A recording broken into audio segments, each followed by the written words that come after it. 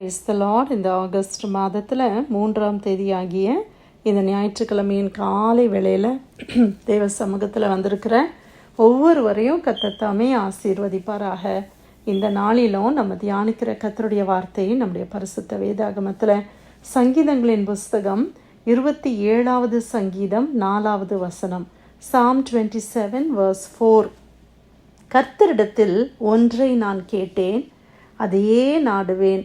நான் கர்த்தருடைய மகிமையை பார்க்கும்படியாகவும் அவருடைய ஆலயத்தில் ஆராய்ச்சி செய்யும்படியாகவும் நான் என் ஜீவனுள்ள நாளெல்லாம் கர்த்தருடைய ஆலயத்தில் தங்கியிருப்பதையே நாடுவேன். அல்லேலூயா. கர்த்தருடைய அருமையான இந்த வசனத்துக்காய் கர்த்தரை ஸ்தோத்திரிக்கலாமா? தாவீது சொல்கிறார், கர்த்தரிடத்தில் நான் ஒன்றை கேட்டேன், அதையே நான் நாடுவேன். நம்ம ஒருவேளை நினைக்கலாம், ஆண்டவர்கிட்ட அப்படி என்ன அவர் கேட்க போகிறாரு? ஒன்றே ஒன்று தான் நான் ஆண்டவர்கிட்ட கேட்க போகிறேன் அப்படின்னு அவர் சொல்லிட்டு அவர் சொல்கிறாரு. என்ன கேட்குறாரா?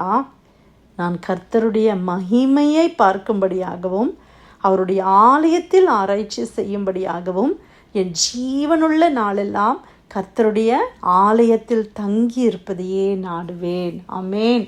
கர்த்தருடைய ஆலயத்தில் தங்கி இருப்பதை அவர் நாடுகிறாராம். பிரியமானவர்களே, தாவீது எவ்வளோ பெரிய ஒரு ராஜா, எவ்வளோ அவருக்கு பொறுப்புகள் அநேகம் இருந்துச்சு. அவர் ஒரு ராஜா மாத்திரம் இல்லை, அட்மினிஸ்ட்ரேஷன் மட்டும் இல்லை, அவர் யுத்தத்துக்கு போகிற ஒரு ராஜா. அப்போ யோசித்து பாருங்கள், எவ்வளோ அலர்ட்டாக அவர் இருக்கணும், எவ்வளோ காரியங்கள் அவருக்கு இருக்கும். ஆனால் அவர் சொல்கிற, நான் ஆண்டவருடைய ஆலயத்தில் தங்கி இருப்பதை நான் நாடுகிறேன்.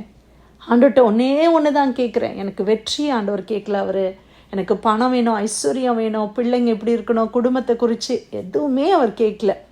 ஆண்டவருடைய ஆலயத்துக்கு நான் போகணும், ஆண்டவருடைய ஆலயத்தில் நான் தங்கி இருக்கணும் அப்படின்னு அவர் சொல்லுகிறார். ஆண்டவர் ஜீவனுள்ள நாளெல்லாம், ஆமேன், என் ஜீவனுள்ள நாளெல்லாம், எவ்ரி டே, என்னுடைய என்டையர் லைஃப் ஆண்டவருடைய ஆலயத்தில் நான் தங்கி இருக்கணும். இன்றைக்கி நம்ம ஆலயத்துக்கு போகிறோம், நம்ம வந்து விடுகிறோம்.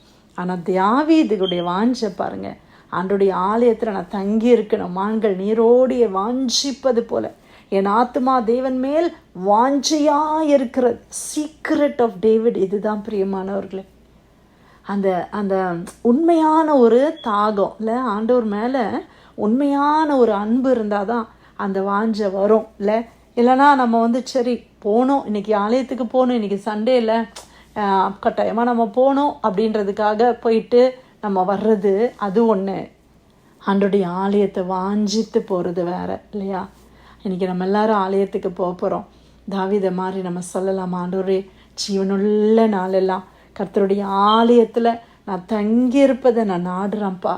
ஆகாமியா கூடாரத்தில் வாசமாக இருப்பதை பார்க்கலாம், தேவன் 1000 வருஷம் இந்த உலகத்தில் நம்ம வாழ்கிறத பார்க்கலாம், ஆண்டவருடைய ஆலய பிரகாரத்தின் வாசல்களில் நான் தங்கி, door keeper in my search, ஒரு வாட்ச்மேனை போல் சர்ச்சில் இருக்கிறத நான் விரும்புகிறேன் அப்படின்னு சொல்கிறார். அது அவருடைய ஆழத்தில் ஆண்டவர் மேலே அவருக்கு இருக்கிற அன்பு, ஆண்டவருடைய பிரசன்னத்தின் மேலே அவருக்கு இருக்கிற ஒரு தாகம், ஒரு வாஞ்சையை அது காட்டுகிறது. ஹல்லேலூயா.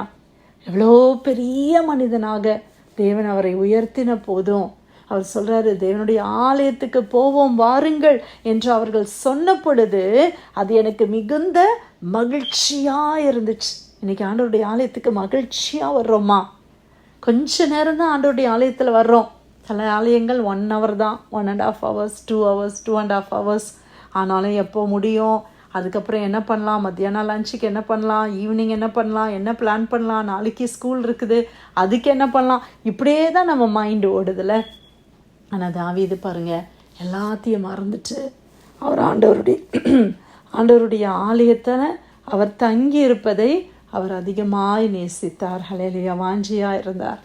இன்றைக்கி நம்ம கூட நம்முடைய லைஃப்பில் எவ்வளோ காரியம் இருக்குது, நிறைய காரியம் இருக்குது, எல்லாருக்கும் ஒவ்வொன்றும் இருக்குது தான் செய்யுது.